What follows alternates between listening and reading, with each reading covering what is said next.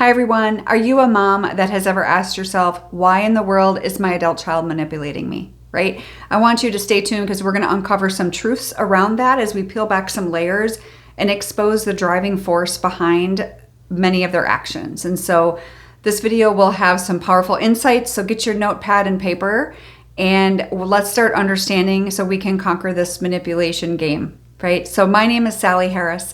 And I'm a mom, just like you. I walked a difficult road with my own daughter for over a decade.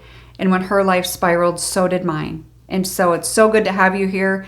I want you to know that manipulation, this behavior is typically very passive aggressive. So if you're asking yourself, why in the world are they doing this? Are they passive aggressive? Obviously, they have some tendencies towards that. However, many moms will ask me, does this mean my child doesn't love me? And I don't believe there's a one-size-fits-all answer there. And so I just wanted to start with that because I want you to know that just because this is happening doesn't mean your child doesn't love you. There's a lot of reasons behind manipulation. And so I want to talk about a few of them today. So first of all, a big piece of it is their own quest for autonomy. They want to be their own person. They don't want anyone calling the shots, right? So maybe you were a mom or they grew up in a home. Maybe because you grew up in a home where all of the decisions were made for you. Maybe you didn't have a lot of choices. So they want to explore their independence. They want to figure out how they can do that. And it ends up showing up as manipulation with them trying to desire this independence, but in a very unhealthy way, right? So we need to talk about what's the difference between asserting independence but yet keeping connections with people, right? That's something we ultimately want to teach our kids. And so I just want to remind you that manipulation is not always a sign of disrespect or lack of love.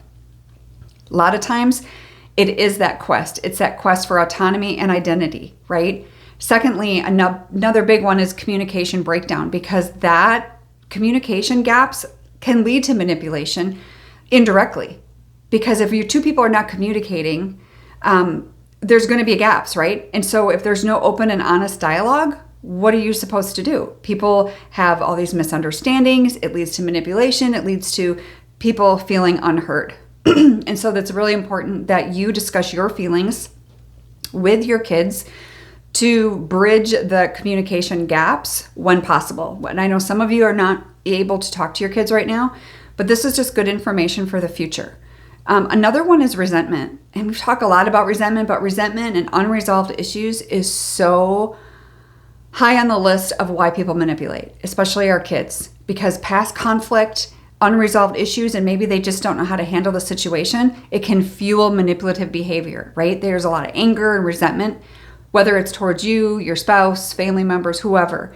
But it is obviously important as much as possible to address those issues so we can foster a better relationship in the future. And also many times when you end up addressing these issues, your relationship can become very strong. Another reason is it's a coping mechanism. Your kids they have anxiety, they're under stress, and this is a coping mechanism. Some of them, like many I know, have created manipulation as a way of life because that's how they survived. Or they think that's their survival skill, and maybe in some cases it is. Right? So that is definitely a coping mechanism. So there's that connection between stress, how do you cope with your stress, and then how do we not manipulate, right? So there's that, it's like a triangle effect. So obviously offering some strategies for healthier stress management with our kids, but this is all information, even if you're estranged from your child right now, it's important that you have this information because you need this for yourself as well. And again, it can be a coping mechanism.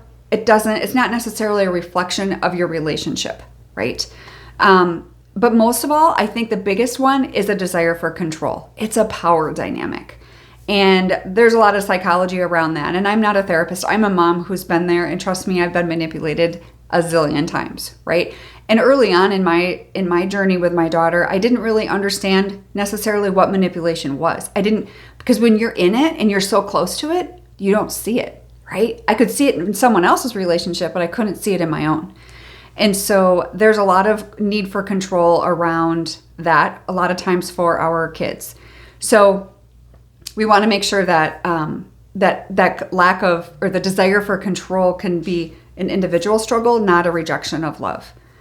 And then lastly, I want to empower you with a strategy for this, because I think it's important that you have open communication as much as possible, as well as boundary setting. Because if you don't have these boundaries in place, now in a previous video, you can click back to that on the screen here, that is going to give you the 4 main reasons that they manipulate, right? And so a lot of that is around too, they can do this even though you have boundaries set up, but this doesn't mean not to create the boundaries.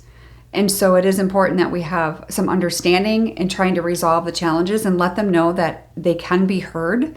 Because I think a lot of it is they feel like they have no control. They feel like they're not heard. So they get angry, resentful, and decide to cut families off. And I do believe, and I've seen it over and over and over again. So I think it is important that maybe your child, if you have the opportunity, is to provide some professional support for them. We all have childhood wounds that need to be dealt with, and it's their responsibility to fix theirs.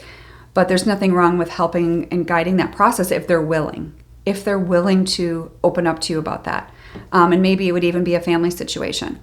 But I just want you to know that you're not alone in this experience, and just discussing it and not sweeping it under the rug can lead to greater understanding in your relationships and in your family. So I hope that helps you today, and I'll see you next time.